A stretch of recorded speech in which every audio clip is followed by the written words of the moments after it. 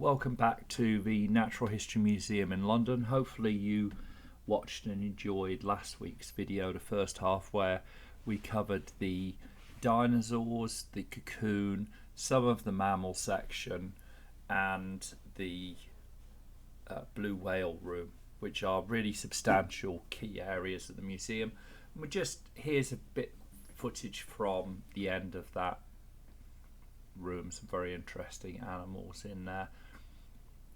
We're going to be heading off today. We're going to look at the bit more of the building. We're going to see the stuffed birds. We're going to see the section of a giant redwood, which is really fascinating. It was one of the oldest trees to live on the planet, cut into cross section with a really good explanation of how old each bit is. And then we're going to head through to the geology section, which is almost a museum in its own. And again, I'm going to have to be quite quick. So we're going through this section on sea life, and there's a section on mollusks, different types of lobster, squid, crustaceans, loads of different examples of animals that have been found in the wild. And actually in this room there's quite a few which have been seized at customs. So you have an explanation of what is and isn't a crustacean, mollusks here, loads of different types of shells, and some really quite stunning ones. And these aren't painted. You sometimes see them, the baskets at the seaside, and you're never quite sure whether some of the more vivid ones have been given a helping hand, but you can see here some very beautiful shells. And it is an explanation of how they're related and where they're from, and really just a very visually stunning collection of shells here, and some very large ones. There was a good explanation of oysters in a little while as well. You see some quite rare ones. There's one where a fish has become an oyster, and here different types of sponge. So they don't all look like the ones in the bathroom. And their explanation of conservation. These have all been bought. They're all corals from coral reefs, and they're very different species, but they've nearly all been seized by customs when people have been smuggling them. So some really stunning examples. And if you see it like that, I once went scuba diving in the Pacific, and you see a piece like that and you think it's a large coral, but you have coral reefs that are size of a house that you're swimming over. Nautilus shell there, beautiful. Is that a sea fern, I believe? They're actually corals. That's a black coral, which kind of surprised me. There's a giant squid there. I have to film it from this end because giant is the operative word. It barely fits inside the room. I believe that is a model.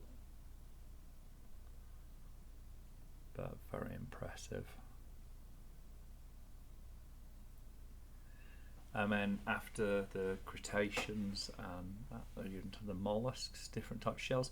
So there you've got 3 types of mother of pearl, and explanation of the finishers. Trapped forever, that's actually a fish that got trapped inside the oyster and was effectively treated the same as a pearl would be. And there's some double pearls, very rare and beautiful spiral shells. Really quite stunning, some of the shells. You see them on the seashore and they're quite nice in the UK, but some of the shells from around the world are truly stunning. And the collection covers a really wide variety of shells. I mean, take that Triton's trumpet. It is substantial. It's like the sort you see in a movie where someone's blowing on it as a horn. And then different types of coral and fern. Really stunning collection, beautifully curated. And the whole museum is all very good examples, very well displayed.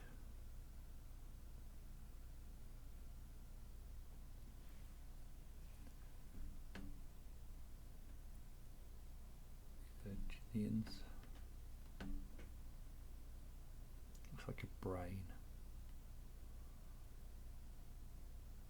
So sponges, corals, mollusks, crustaceans in this room.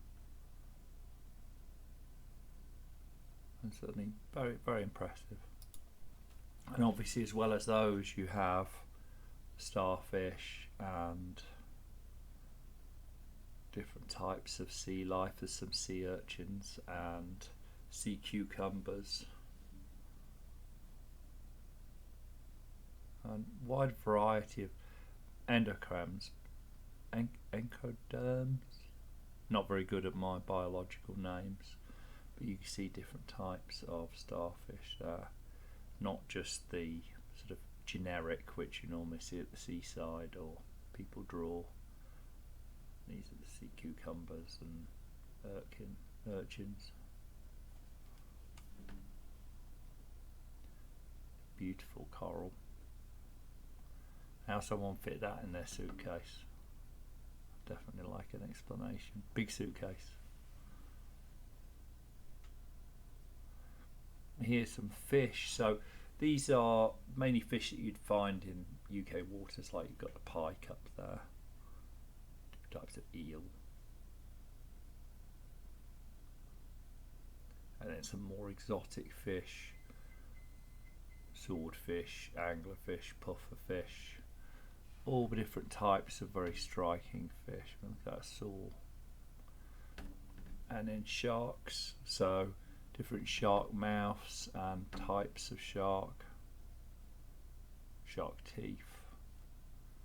Good explanation on sharks. Are somewhat lacking from the room with the porpoises and dolphins and the whales. There's a killer whale, but obviously killer whales are actually sharks. Here's anglerfish. Very good explanation of different types of anglerfish actually, and their very distinct behaviours, because they live in such a bizarre dark place. They dangle a lure in front to catch other animals, but some of the species of anglerfish, once a male and a female find each other, they actually merge with each other because they might not find each other again. So all sorts of deep sea fish, sailfish there, and bottom feeders, all sorts of different species. Then through to crocodilia, so you've got crocodiles, caimans, alligators. Really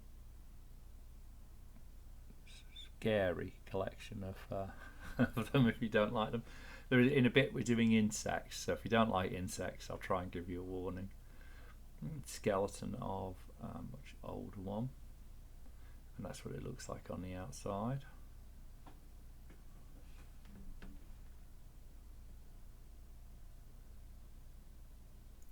Doesn't look friendly.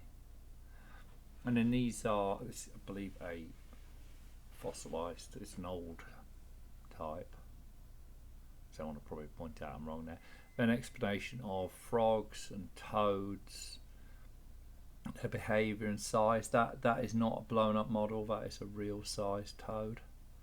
And they have poison frogs and different exotic frogs that change their skin, different types of snake. So yeah, warning, if you don't like snakes, look away. There's pythons and coral snakes and vipers and cobras and every sort of horrible, creepy, crawly and snake that you might not like. So this section's on reptiles. There's a beautiful skeleton of one. A series of turtles and tortoises. Very good. Actually, in the Cambridge Museum of Zoology we did a tour a few weeks ago, and I really liked their cabinet on tortoises. I was very impressed. And we're into salamanders and lizards without feet and all sorts of horrible, scary things. So this one, it's not a snake and it's not a lizard. What is it? And a Komodo dragon, the biggest living lizard. Looks like a dinosaur out of King Kong movie. somewhat scary thing. You can actually see them at the London Zoo. Chameleons. Very striking collection that's been put together over hundreds of years of the natural world. As you can see in the last video, we did mainly mammals. Here we've done the crustaceans and reptiles. We're going to be moving on to yet more. So the birds section is very good. A lot of people go there. Beautiful tortoise, not tortoise, turtle. Then moving through to this is the main hall, but at the back of the main hall, where there's a wall and the stairs, there's this room sort of directly behind, and it has a cafeteria. And there's Chi-Chi, who was a panda at the London Zoo through till I think he died in the 70s, and now he's a star exhibit in the cafeteria. Not sure how to feel about that. Then some interesting slice of a meteorite. These side alcoves all have really interesting fossils and displays. It's like here, on this side it's more geological. That's a very beautiful piece of stone. Good explanation of the way it was formed in terms of the ripples and nodules, and there's an explanation later on where they show different types of stone and how they're formed, and how you can sort of see in the stone different things like ripples. There's the whale in the middle. Used to be Dippy the Diplodocus, but he's out on tour. Not quite sure where he is now. He was in Coventry, I think, last year, and he was Birmingham before that. So he's been going around the country.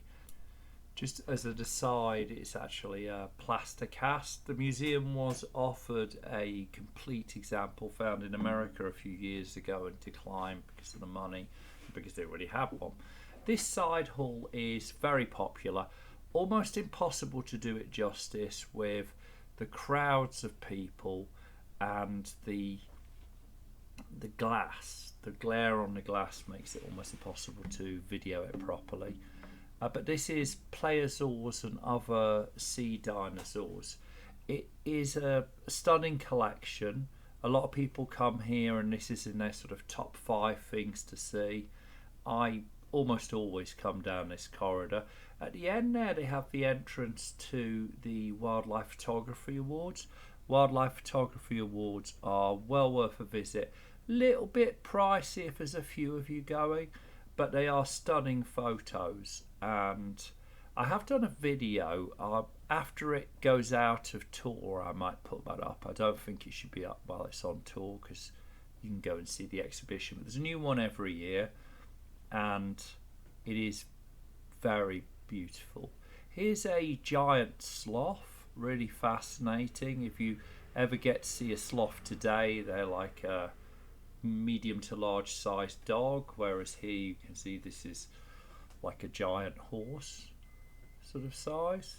But yeah, these fossils down here, a lot of them were from Marianning and from Dorset, and really it's the origins of the science of paleontology, with a series of academics, many of whom were actually priests, studying these fossils and these great lizards, and they sort of structured the history around the Bible, and there was a lot of controversy before they finally settled on what they looked like and what they meant, and also how old they were. It's a stunning collection, but I once read The Dragon Seeker, which is about Marianning. Thoroughly recommend it, excellent book. And there was quite a controversy about some of these fossils, because although they're presented as some of the most perfect examples of these sea dinosaurs, they are a little touched up. So Marianning found quite a few of these, and I think her brother found a couple, and some of the other paleontologists did.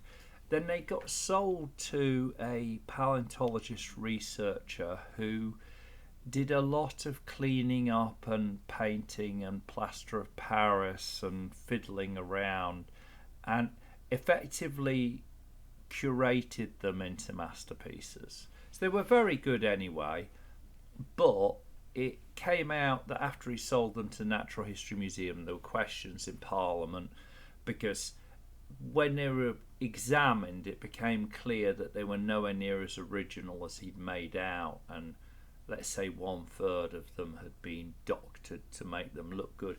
But that probably was to some degree science of the era. It wasn't as non-destructive, let's say, as it might be today.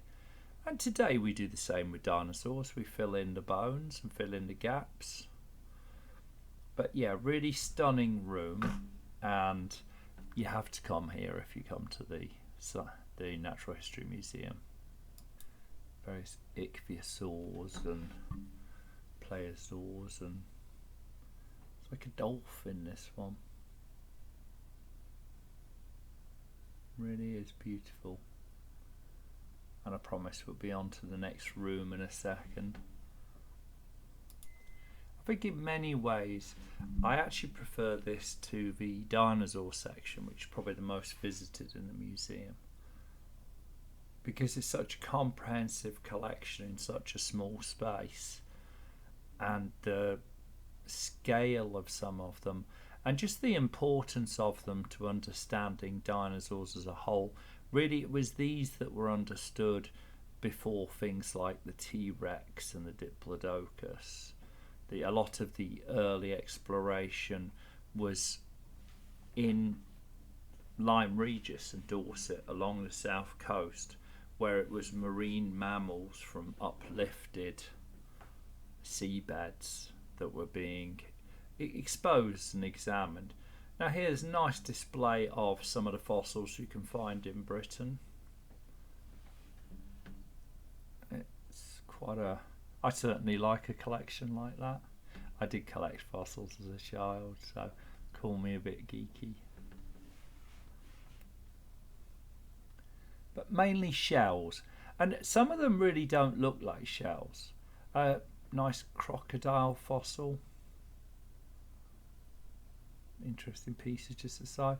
Now creepy crawlies, so if you don't like insects, close your eyes now. Don't worry, that's a photo. So nice room. We'll just move fairly swiftly round it. We start off with things like moths and millipedes, ants, bees, all sorts of different insects, and there's a lot of explanation. A lot around crabs as well. I didn't quite get the connection here between arthropods and crabs. Then explanation of the mouths of them. There's this huge termite mound in the middle which you can go inside, and some rather large examples. Well, there is a relation between crustaceans and insects. I felt like it was not properly explained. It was sort of slapped side by side with a little bit of comment, and it's quite easy to miss the comment, so not exactly clear. But then there's a bit about wasps and scorpions, so definitely close your eyes now if you don't like the scorpions. That's quite a scary guy, animated one here.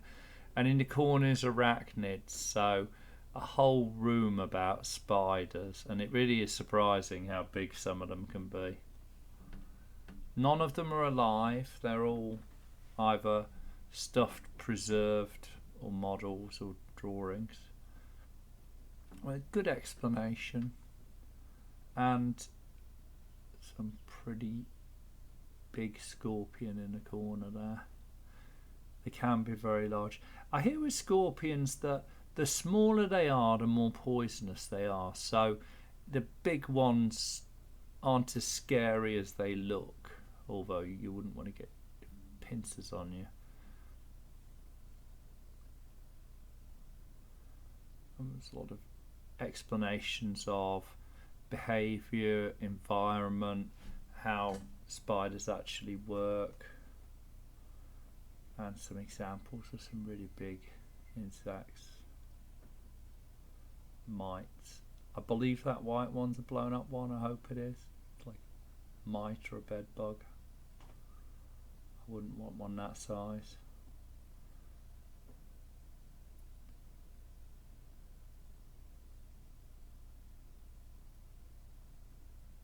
I mean, different types of crab. Coconut crabs are amazing. They're very, very big and kind of look like a coconut from a certain. I can see why they might be camouflaged. There's a whole series about crabs, and some crabs are very big. That's a real model of a crab. It shows you the range. So that's the biggest of the family, it seems. And in the middle there, where's that? Termite hill, I guess, back outside. Some interesting displays there. And a really big crab, so apparently that's the greatest. I'd certainly run if I saw that thing coming.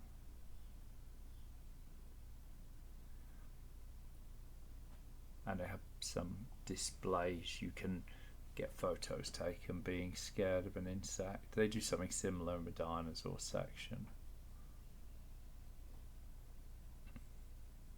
Different environments that insects live in, what they eat, vegetarians and meat eaters. And here it's into millipedes and centipedes, and quite a selection of them. Here's the termite hill. It's striking. It's very big. It's full size, gives you a feel for the sheer scale of it. At the same time, gives a display space covering ants and their behaviour and lives in some detail. And termites, but it's very big. It's very big if you think that's what's under the ground when you see a termite hill.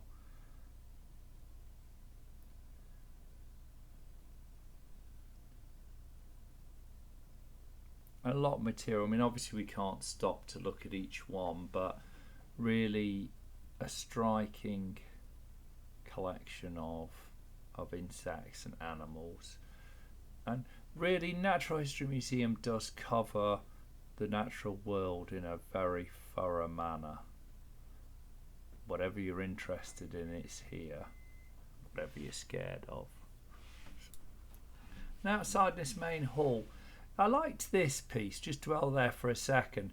Each of the roof panels features different flora, so they're all different plants, and although they all sit nicely together, the gilded panels in the hall, they are actually almost a botanical guide by themselves. And there's some interesting exhibits and pieces. A little bit not linked together. It wasn't visually interesting, not sure what the actual learning point was in this piece, whereas most of the museum really strikes the balance of both. Now, heading over here, this is one of the most impressive things in the museum. You can see it from the ground floor, but really you have to come up. There is a lift, or you can walk up the staircase. This is a giant redwood. It's sliced through it. It was cut down a couple of 100 years ago, but if you look at the scale, it traces it down in the lines in the wood.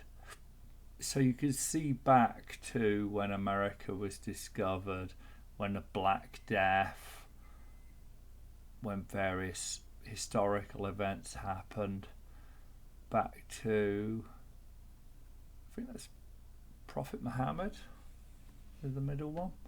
So it's as old as Islam, this trunk. It's very impressive, very striking, and to think it was still growing when it was cut down.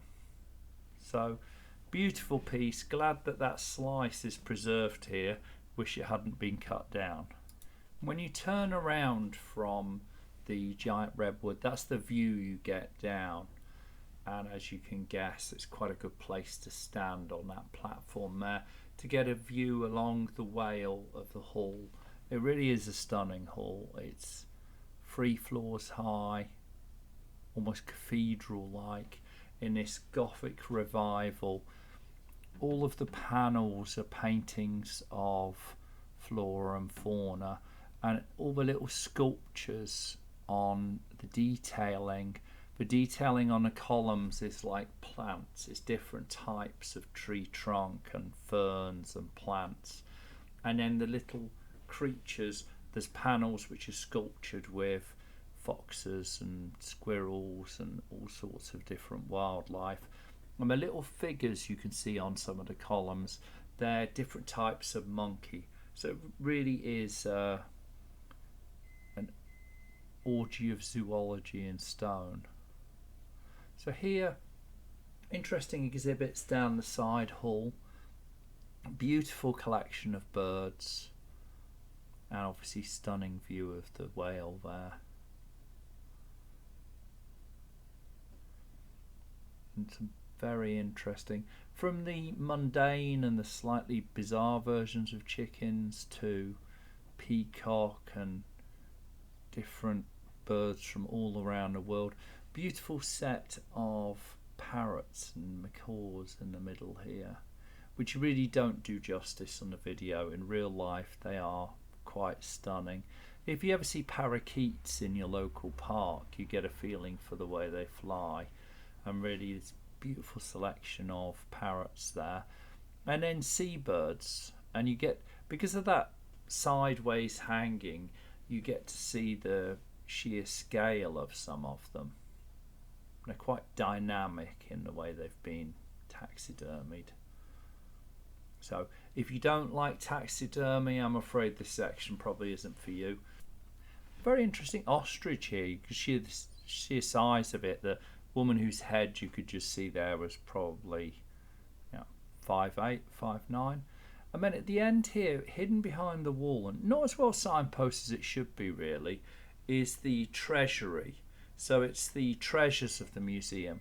So like there is The Origin of the Species, the first edition in German, and there's various samples of birds brought back from a trip on the Beagle by Charles Darwin, beautiful drawings, really good examples,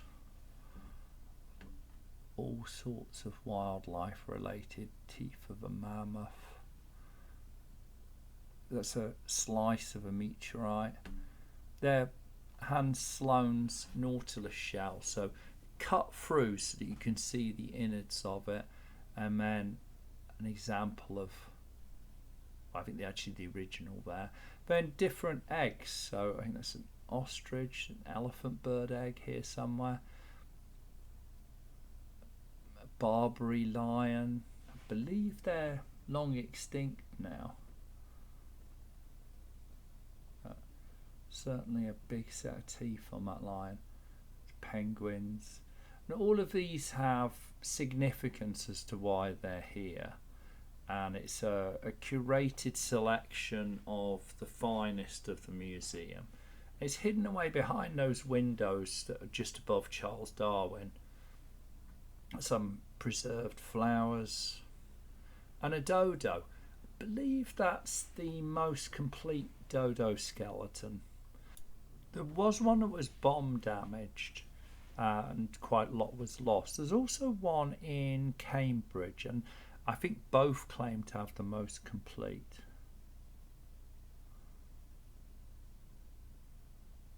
There's some really nice fossils. So these are the finest items in the museum. They're treasures. And well worth a visit, this room. Although I must admit some of the others I really like. That's a piece of moon rock. If you go to Houston or Cape Canaveral in Florida, you'll see thousands of moon rocks. You think they brought half the moon back with them, but there's a tiny little piece here.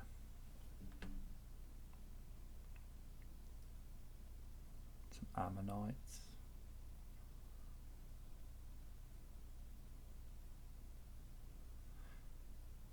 I believe the ammonites are significant because of that particular one was used in the identification. Then there's a section of various curators, collectors, hunters by the look of him, who contributed to the museum. Some of the collections they had. There was a beautiful exhibit of hummingbirds, which is very weathered, but it's hundreds of hummingbirds, all taxidermied in one display case. It must have looked stunning before the colours faded, but it just didn't look good, so I dropped it from this video because you can't really make them out because of the reflections on the glass. So this hall, I'm not going to go through every case because you would be here all day, but there's a huge collection of stones, and it's classified into probably getting on for 100 cases. And there's different types of gems and jewels, there's sedimentary rocks, there's different types of quartz, there's sandstones, there's just about every sort of stone you never thought of, igneous rocks, some fossils, some fluorites here, some beautiful different minerals, and there's very good explanations of how they're made, where they come from, different types of stone. It really is an immense collection. It actually used to be a separate museum. There's a side entrance to the Natural History Museum on Exhibition Road, which goes, you go in, there's a stegosaurus at the bottom, and then you take an escalator up through the world, and at the bottom there's stones in windows that you can look around, various significant pieces. Well, that used to be the Geology Museum, and I actually remember visiting the Geology Museum back in the 90s, just before it closed, and then it reopened as part of a Natural History Museum. So really, in many ways, this is quite a distinct museum. They've broken down the walls and they've opened up the doors between them. But this is very much for everything that a Natural History Museum is for botany and zoology. This is for geology. And it is an immense collection. If you've watched my video on the Cedric Museum in Cambridge, there's a huge collection of stones there, and I probably dwelled too long on each case, and I think it turned into quite a long video for anyone who's not fascinated by stones. So here I'm just going to cover this first set of cases, and just imagine that what I'm showing in this section, there's 20 times as much in this room, and every case has something interesting in there, but it is an immense collection. And you can see how different the colours, the textures, the shapes, the forms, the hardness, the different details to it. Really beautiful collection. Now the vault section was closed when I was here because they're doing some quite major remodelling of the Natural History Museum where it meets the Geology Museum. So I've come back downstairs and heading back through the bird section, because as well as that corridor in the upstairs, there's this beautiful corridor of a very wide variety of birds, from hornbills, duckbills, various eagles and skuas, and just about every type of bird you never knew existed. And some very interesting looking ones. Penguin, flamingo, ostrich. And the cases run all the way along the wall. Birds of paradise, that was a particularly good display. See a swallow back there.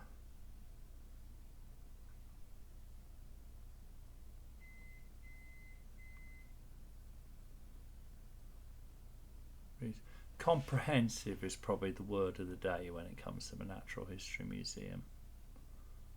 Owl up there.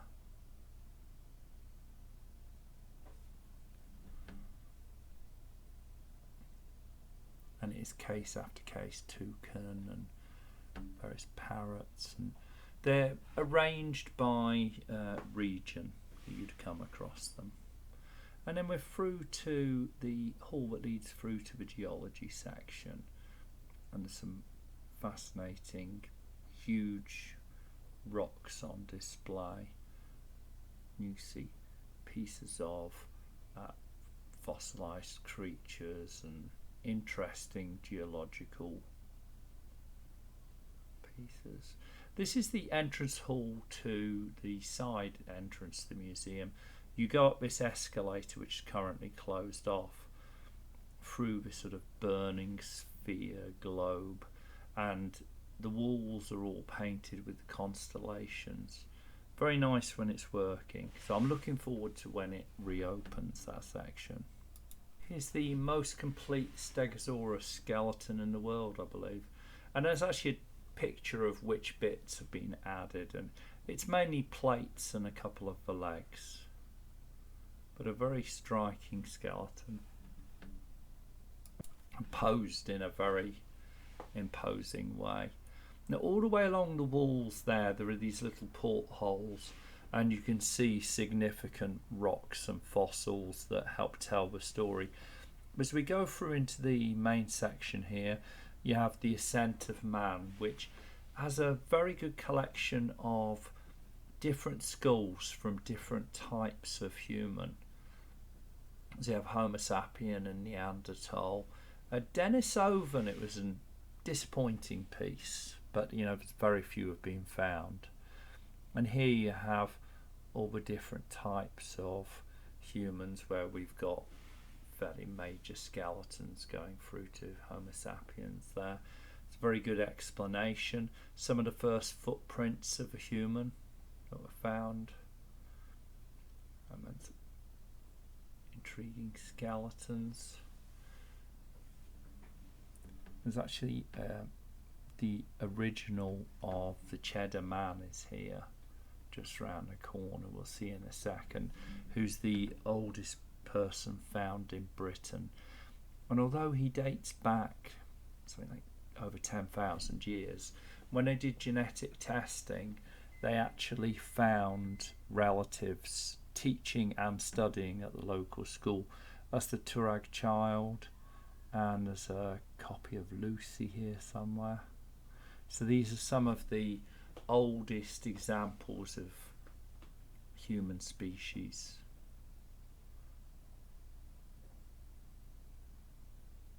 There's Cheddar Man. He was found in Gough's Cave in Cheddar Gorge, and there's a recreation of what they say he looked like. His relatives don't look much like that, I have to say. Much shorter hair. There he is. So, oldest man found in Britain, goes back to 9000 BC, and certainly this museum has the largest collection that I've seen of anything about the origins of humanity. And there's some recreations here of Neanderthal there. Neanderthal often thought to be rather dumb and ugly and stupid, but I think research over the years seems to have suggested that they probably injected a bit of zip into Homo sapiens, and although they died out, they widely interbred, and it's something like 12% of European DNA is Neanderthal. So very interesting section this, with excellent exhibits. Yes, some of them are copies like Lucy, but you really get a very good example of pretty much every species of human that's been discovered. There's probably skeletons of 5 different species and skulls of at least 15, and then examples of the most famous, like Lucy and the Cheddar Man. And there's where one of them was actually found like that. So you can see the burial, some of the early tools from Homo sapiens and Neanderthal.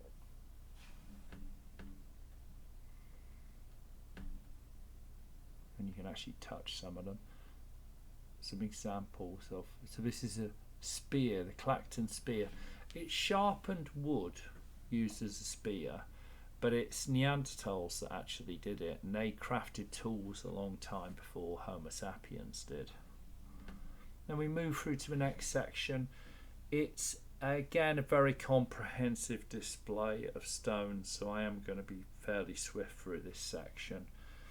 But it goes through all the different types of stone, ways in which it's been used, how it's created, significant pieces, nicely explained with some good notes on the wall, some collections as you go. So like here's a collection of some of the stones. Really is quite striking, and you can spend all day just in the stone section if you're so inclined, but I do appreciate most people probably don't want a 2-hour video on the stones, so I'm going to move fairly swiftly through them. Moving through the next room, there's quite a large display on the origins of the universe, so the Big Bang, how planets formed and coalesced into their present forms, different types of planet.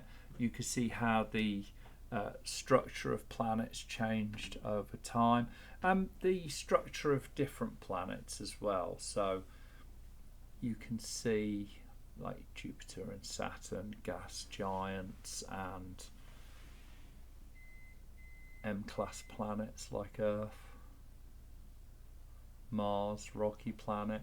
So it goes through all the planets in the solar system, and it's pretty thorough, very good scientific explanation of them in terms of the climate, the temperature, the pressure, the composition.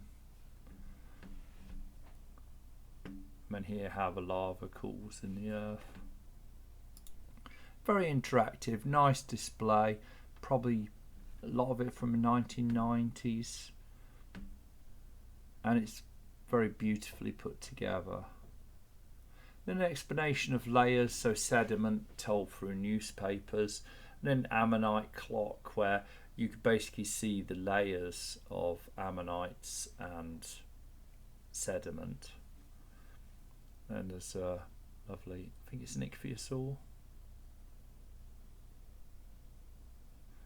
Some very interesting stone samples over there. Really huge pieces of basalt granite and Portland stone. Some very interesting dinosaur examples.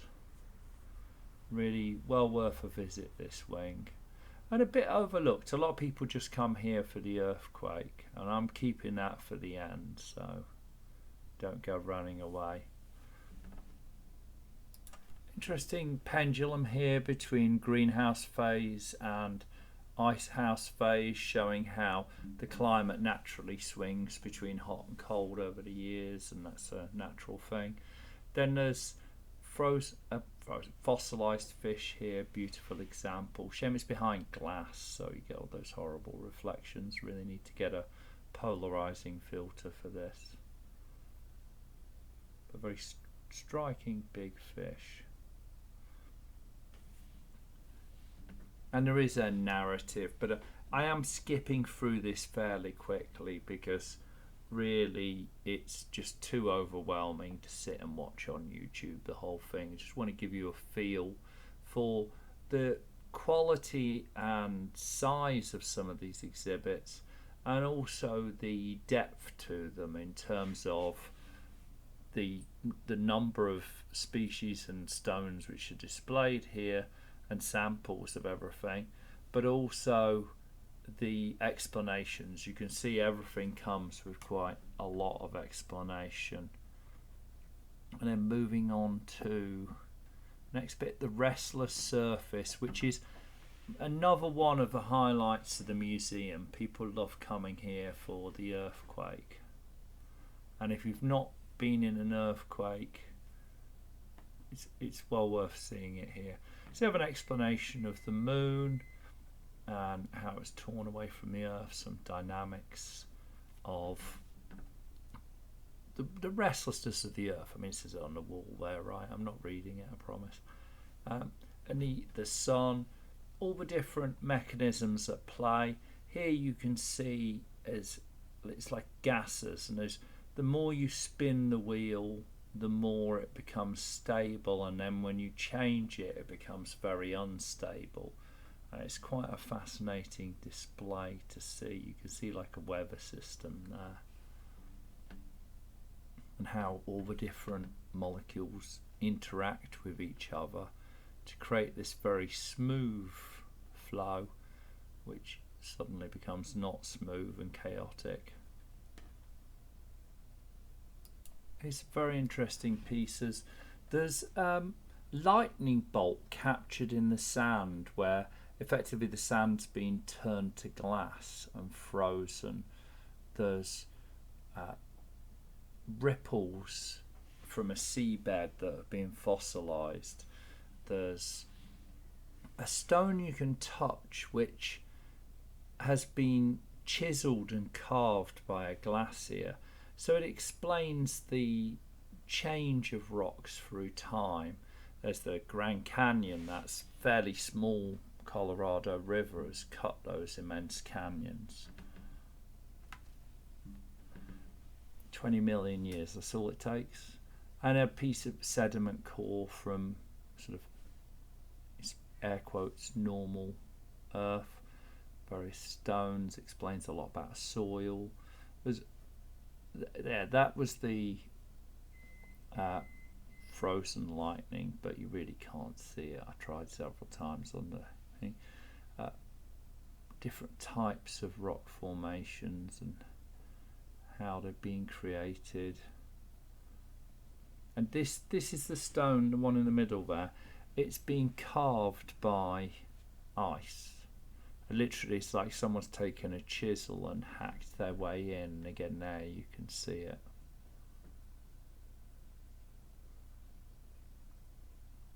And that's just stream bed erosion, like bumping around on a river, has smoothed the surface. Then we're into volcanoes and earthquakes, so final stretch here.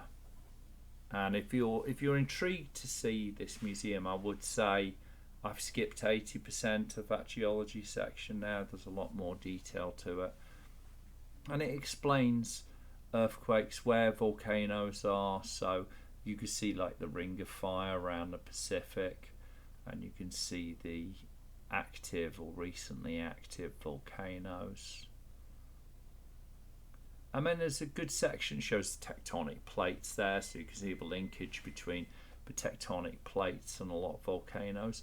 Then there's explanation of different types of volcanoes, like calderas, and different types of eruptions as well. So like explosive eruptions, pyroclastic flows, lahars, all the different types. So if you're doing GCSE geography or probably A-level geography, you'll cover a lot of the material in this room. In the interesting half of the course, the physical geography. There are different types of volcanic explosions, coverage of Krakatoa, some of the really significant eruptions which, Krakatoa changed the climate when it went off for probably 4 or 5 years. Caused a lot of rains, caused much cooling, a lot of failed crops even in Europe.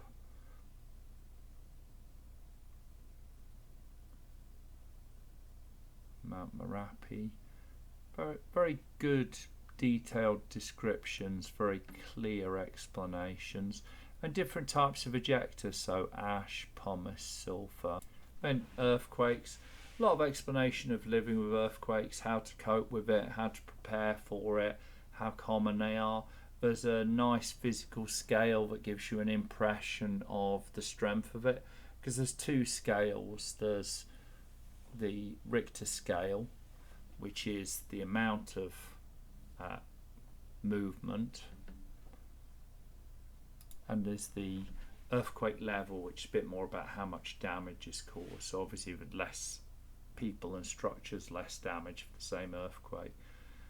This is an example of, it's a Japanese shop from, I think, the Kobe earthquake, and then every so often it shows you just what an earthquake's like, and it starts rocking and you can feel the ground. You can't really see it on the screen, but the floor effectively becomes plastic and it's sliding backwards and forwards, vibrating underneath your feet, and it's quite shocking. Shows you just how strong the movement of the earth can be in an earthquake, but well worth a visit. A lot of people like to go and see this bit, and it can be good to start at this end. Probably realistically it's good to spend 2 days here, so you don't spend an entire day and you can still absorb things. So great museum, definitely recommend it. Hope you watched the first video. If you haven't, check back, it's in the playlist, and subscribe. And if you enjoy the museum tours, then there's a weekly video every Monday.